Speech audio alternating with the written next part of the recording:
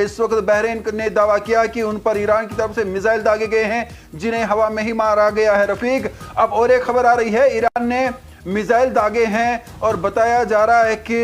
अब बहरीन ने भी कहा कि अगर ईरान की इस तरह से जारहाना हरकतें जारी रही तो इसका जवाब भी दिया जाएगा। फिलहाल ये बताया जा रहा है कि ईरानी मिसाइल और ड्रोन हमले नाकाम कर दिए गए हैं। बहरीन ने कहा कि इसकी दिफाई अफवाज ने ईरान की जानिब से किए गए फिजाई हमलों को नाकाम बना दिया है। तो रफीक, जिस तरह से हम देख रहे हैं कि ईरान कई अहम मुस्लिम ममालिक पे हमला कर रहा है, चाहे वहां पे अमेरिकी बेसिस हो या ना हो, लेकिन नुकसान जो है वो उन मुस्लिम ममालिक में जो उनका अपना इंफ्रास्ट्रक्चर है वहां पर हो रहा है। जिस तरह से हमने देखा, कुवैत की बात करें, हम बहरीन की बात करें या कतर की बात करें, वहां पर भी कुछ वक्त पहले इस तरह के हमले हुए थे। अब बहरीन ने कहा कि उनके इलाकों में जो हमले हुए हैं वहां पर जो मकामी इंफ्रास्ट्रक्चर है उसे नुकसान पहुंचा है। तो क्या इससे हालात मजीद खराब होंगे और जो रिश्ते हमवार होने चाहिए, ठीक होने चाहिए, वो मजीद खराब होंगे और ईरान के लिए जो आने वाला वक्त है वो मुश्किल होगा?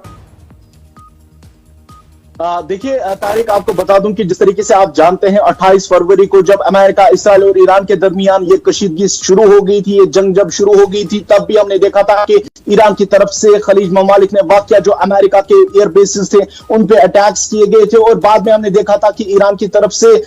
उन खलीज ममालिक से कहा गया था कि वो अमेरिका के जो बेसिस उनके मुल्कों में वाकया है उनको बताए कि वो वहां से वैकेट करे, वो एयर बेसिस वहां से निकाले। अगर वो नहीं निकालते हैं तो उनको वो अटैक्स बर्दाश्त करने होंगे। और इस वक्त हम देख रहे हैं कि लगातार जिस तरीके से ईरान की मिनिस्टर ऑफ डिफेंस है उनकी तरफ से बताया जा रहा है कि वो लगातार अमेरिका के जो बेसिस वहां पे मौजूद हैं और जो अमेरिका के मफादात वहां पे हैं उन पे वो अटैक्स किए जा रहे हैं, बल्कि सिविलियन इंफ्रास्ट्रक्चर को कोई नुकसान नहीं पहुंचाया जा रहा है। और इस वक्त मैं आपको बता दूं कि जिस तरीके से हम देख रहे हैं कि लगातार पिछले 7 दिनों से अमेरिका के जो एयर बेसिस वहां पे हैं और जो मिलिट्री एसेट्स या बाकी जो अमेरिका के एलाइज के जो एसेट्स वहां पे पड़े हुए हैं उन पे वो निशाने किए जा रहे हैं। IRGC ने ये दावा किया है। फिलहाल जिस तरीके से हम देख रहे हैं कि खलीज के साथ ईरान के जो ताल्लुकात है वो काफी कम हो रहे हैं, क्योंकि लगातार जिस तरीके से हम देख रहे हैं कि हालात कशीदा है। इन हालात कशीदा होने के बाद हम देख रहे हैं कि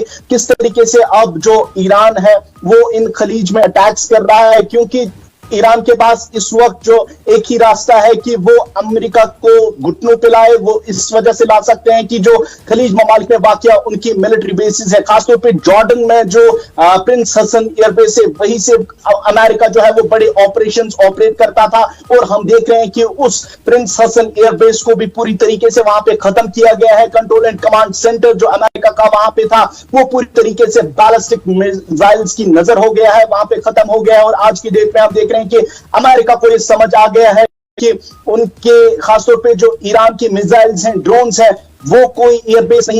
अमेरिका की जहां पे वो नहीं पहुंच सकते हैं। फिलहाल हम देख रहे हैं कि जो खलीज ममालिक की तरफ से पहले भी कई बार जो स्टेटमेंट्स दी गई है और उन्होंने कहीं ना कहीं कंडम किया था इन ईरानियन अटैक्स को और कहा था कि वो खलीज ममालिक पे अटैक ना करे, लेकिन लगातार हमने देखा था कि ईरान जो है वो पीछे नहीं हटा था। उनकी तरफ से अमेरिका के जो मफादात इन खलीज ममालिक में वाकया है उन पे वो अटैक्स किए गए थे। यहां आपको बता दूं कि कुछ दिन पहले भी IRGC ने एक फहरिस्त जो है वो तैयार की थी, जिसमें मुत्तहिदा अरब अमारात के साथ साथ जो बाकी खलीज ममालिक है वहां पे जो अमेरिका के मफादात थे वो फहरिस्त भी बनाई गई थी। और ईरान ने कहा था अमेरिका को कि अगर मजीद हमले हमारे सिविलियन क्रिटिकल इंफ्रास्ट्रक्चर पे हुए तो उन जो फहरिस्त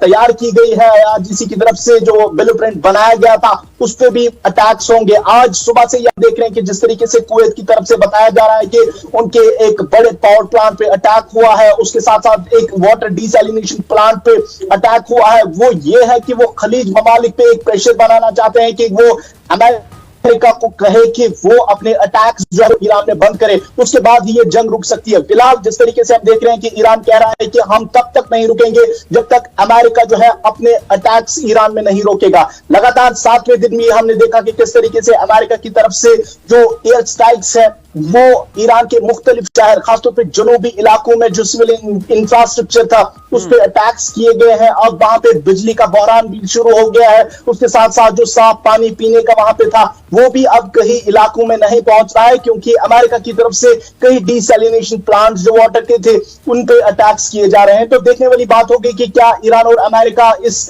जंग को डायलॉग के जरिए से सुलझाता है, या वापस ये जंग जो है वही पहुंचेगी जहां से ये शुरू हो गई थी। और देखने वाली बात होगी कि आने वाले दिनों में क्या इसराइल भी अमेरिका को इस जंग में ज्वाइन करता है। वो फिलहाल के तौर पे हमें डायरेक्टली जो है वो नजर नहीं आ रहा है, लेकिन इस वक्त हम देख रहे हैं कि अमेरिका और ईरान के दरमियान ये तनाव जो है वो काफी ज्यादा बढ़ रहा है। और खलीज में जिस तरह से इस वक्त अटैक्स हो रहे हैं,